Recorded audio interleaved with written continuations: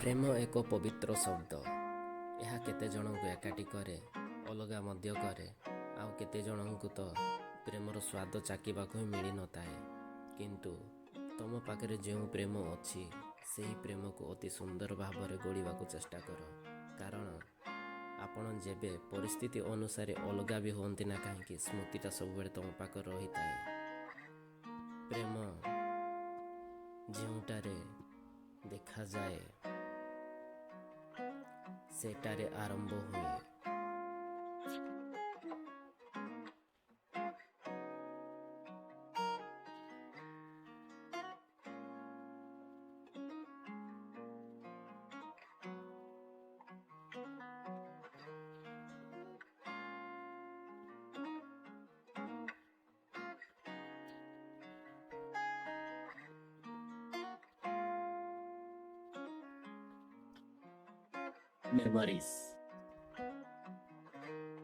Memories ଗୋଟେ ଏମିତିକା ଜିନିଷ ଯାହାକୁ ଆମେ ଭୁଲି ନ ପାରୁ।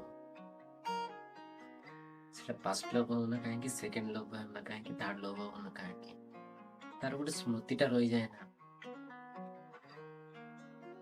ତାର ଗୋଟେ ଫିଲିଙ୍ଗସ୍